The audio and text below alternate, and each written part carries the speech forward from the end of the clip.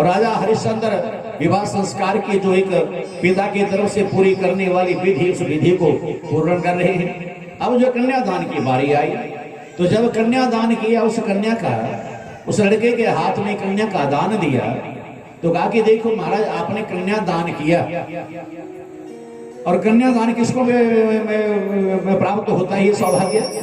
कहते कि पुत्र प्राप्त हुआ। कब भाग्य उदय हुआ तो पुत्र मिला, और सौभाग्य उदय हुए तो पुत्री मिली। सौभाग्य, एक भाग्य उदय होने से पुत्र की प्राप्ति होती है, और सौभाग्य उदय होने पर जो है कन्या की प्राप्ति होती है।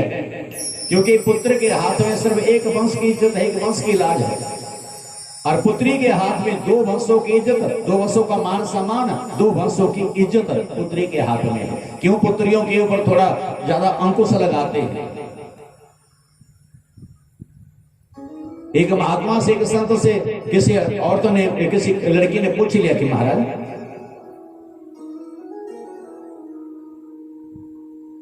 जब लड़का लड़की एक समान है, एक बराबर है, तो फिर ये बताओ कि लड़के के ऊपर उतनी बंदिशें नहीं जितनी लड़की के ऊपर है। ऐसा क्यों? ये पक्षपात, ये भेदभाव, ये अन्याय क्यों? तो महात्मा कहते हैं कि बेटी तो ठीक हो रही है, ऐसा नहीं होना चाहिए। और तुम मेरे एक प्रश्न का उत्तर दोगे का? बोले पूछो। का तूने ये लोहे वाली दुकान देखी है?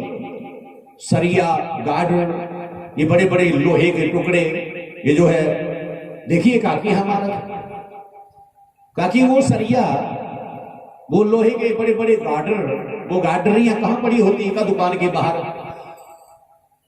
का बेटी क्या उस दुकानदार को इतनी चिंता नहीं कि बारिश पड़ेगी, तूफान पड़ेगा, धूल वगैरह उड़ेगी और इसके ऊपर पड़ेगी? ताकि महाराज लोहे के ऊपर अगर पानी वगैरह पड़ जाए ना, तो पता है कि उसी रेट बिकेगा वो, क्योंकि बारिश से या आंधी तूफान से लोहे के ऊपर कोई फर्क आने वाला नहीं है, कोई फर्क पड़ने वाला नहीं है। काकी बड़ी चिंता का बेटी उन लोहे की दुकान के बाहर पड़ा हुआ लोहा, चाहे बारिश पड़े चाहे तूफान आए, कोई फर्क पड़ने वाला नहीं। काकी काकी अब चल सुनियार की दुकान पर। सुनियार को कहा कि मैंने डायमंड की रिंग बनानी है, तो मुझे डायमंड दिखाओ। अब जब आप डायमंड मांगेंगे तो पहले तो आपकी तरफ देखेंगे कि डायमंड खरीदने के लायक है भी नहीं। जब देख लेंगे कि पर्सनली नहीं सही है, तो अब एक जो है मजबूत तिजोरी, उस तिजोरी को खोले, और तिजोरी के अंदर एक और जो है तिजोरी, चाबी लगा करके उसको खोला, और अंदर से कपड़े में लिपटी हुई एक डिबिया निकाली, और उसको जो है झाड़ फूक करके उसको सामने रख लिया। धीरे धीरे कपड़ा हटाया तो बीच में से एक डिबिया निकली। अब उस डिबिया को बड़े ध्यान से, सावधानी से खोल रहा है, और जब उसमें एक कागज, और कागज को धीरे धीरे जो है हटाया, तो बीच में चमकता हुआ वो हीरा दिखाई दिया, वो डायमंड दिखाई दिया। और उसने जो है धीरे से, बड़े आराम से कागज सहित उठाया, हाथ के ऊपर लिया, बाकी बेटी देख। और जब आप हाथ आगे बढ़ाने लगे तो अपनी कहा कि बेटी नहीं, ऐसे ही देख, अपने हाथ मेरी ऐसे ही देख।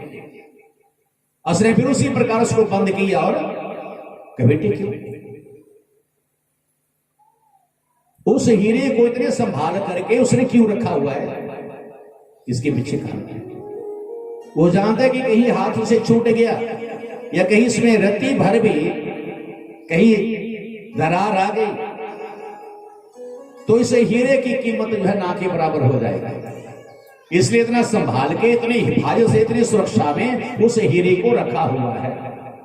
और लोहा जो है, चाहे बारिश पड़े, चाहे तूफान आए, चाहे धूल वगैरह उड़ करके बैठ जाए, अब लोहा जो है चाहे 10 साल के बाद आप बेचोगे, उसी जो है भाव में बिकेगा। और हीरे में रत्ती भर खरांच आ गई तो उसकी कीमत जो है ना के बराबर हो जाएगी। तो लोहा लड़के हैं और हीरा लड़की है। लड़की के चरित्र के ऊपर अगर थोड़ा सा भी कहीं दरार आ गई, खरोंच आ गई, तो ना बदनाम हो जाएगा।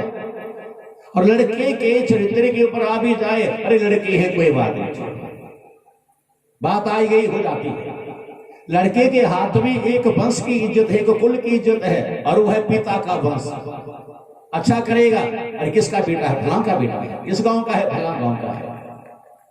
बुरा काम करेगा, इसका बेटा फलां का बेटा है, इस गांव का फलां गांव का, बाप का भी और गांव का भी नाम बदनाम करेगा या रोशन करेगा। परंतु लड़की अगर गलत करेगी, किसकी बेटी है, फलां की बेटी है, किसकी बहू है, फलां की बहू है, किस गांव की है, फलां गांव की है, अरे दोनों गांव बदनाम कर दिए, दोनों कुल बदनाम कर दिए, दोनों बापों के नाम जो है वो कलंकित कर दिए। बोले बंके बिहारी लाल की बेटी। इसलिए जब बेटी अपने माता पिता के घर में रहती है तो माता पिता के घर को संवारती है, सजाती है, चमकाती है, हीरे की भांति उस घर को रोशन करती है। जब शादी हो जाती है तो पति के घर को जाकर के सजाती है, रोशन करती है अपने व्यवहार से, अपने सद्गुणों से, अपने चरित्रों से।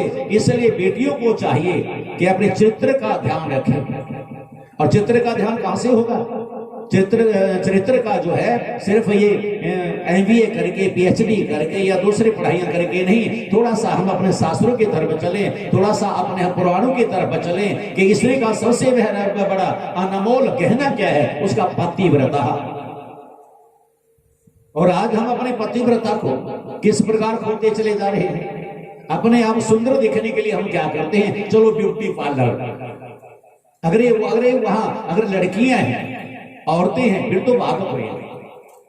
परंतु अगर वहां पे लड़के हैं तो बताओ कि क्या आपका पतिव्रता, क्या वो पतिव्रत धर्म क्या सलामत है? जब आप अपने बाल धुलाने के लिए कि भैया, चाहे भैया बोला आपने उसको, पर तो उसने आपको बहन तो नहीं बोला, उसके मन में पता नहीं क्या चला हुआ है। और अपने बाल जो है, अरे एक बाल को हाथ लगा दिया था।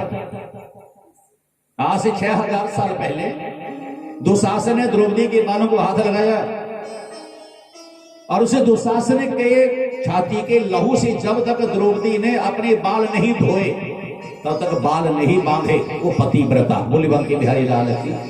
और आज हम अपने बाल धुलाने के लिए ब्यूटी पार्लर जा रहे हैं और मर्दों से बाल धुला रहे हैं, अपने चेहरे के ऊपर हाथ लगाने के लिए कि भैया ये कर दे, क्या कुरान दे वाला मेकअप बाथरूम में पहले कसकसा ही नहीं, कोई ब्लीचिंग, कोई आप करवाओ, किसी स्त्री से करवाओ, किसी जो है ये लड़की से करवाओ। परंतु लड़कों के पास जाके, मर्दों के पास जाकर के अपने थोबड़े को हाथ लगवा रही हैं, अपने बालों को हाथ लगवा रहे हैं, अपने शरीर को हाथ लगा रही हैं, मेहंदी के लिए उनके आगे हाथ कर रही हैं कि भैया ले मुझे मेहंदी लगा दिया। अपना हाथ स्वयं उस लड़के के हाथ में दे दिया। और अपना हाथ लड़के के हाथ में देना क्या है? पानी ग्रहण। तो हम अपने आप कर रहे हैं नहीं, भूल गए हम अपनी मर्यादाएं। और भूले कहां से हम? जब हमने वेदों, पुराणों, शास्त्रों का ज्ञान सुनना छोड़ दिया तो धीरे धीरे हम इस पतन के रास्ते के ऊपर चले हुए। 16 श्रृंगार मर्दों के लिए नहीं है। मर्दों के लिए तो बस नहाए धोए और कड़वा तेल लिया, सर के ऊपर लगाया, मुंह के ऊपर लगाया और बस वो तो सुंदर ही है।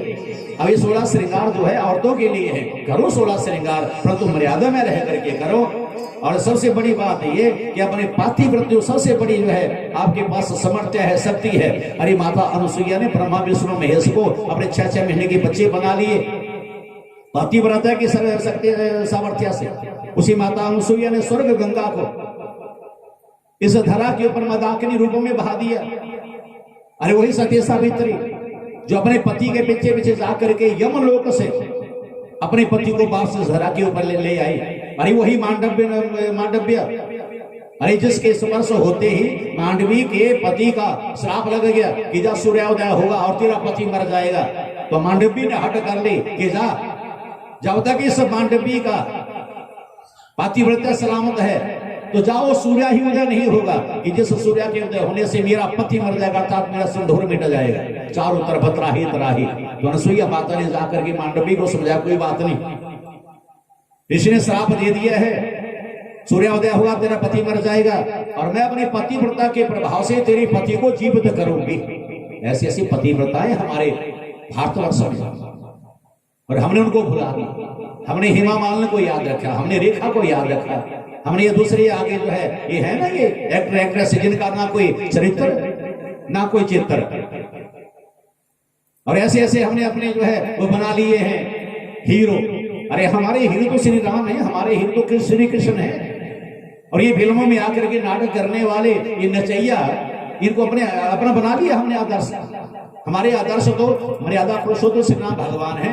उनकी तरफ चल करके देखो, जीवन संभल जाएगा, चरित्र सुधर जाएगा, हमारा परलोक बन जाएगा। बनेगा तभी जब हम भगवान की कथा में जा करके, ये संतों के संगत में जा करके बैठ करके जब इन बातों को सुनेंगे तो हमारे मन के अंदर भाव आएगा, अरे नहीं नहीं कर्म करना चाहिए, गलत काम हो रहा है, ये नहीं करना चाहिए, भूल भुलैया में हो गया कोई बात नहीं, पर तो आगे हम सावधान हो जाए। बोले बांके बिहारी लाल की। तो कहा कि महाराज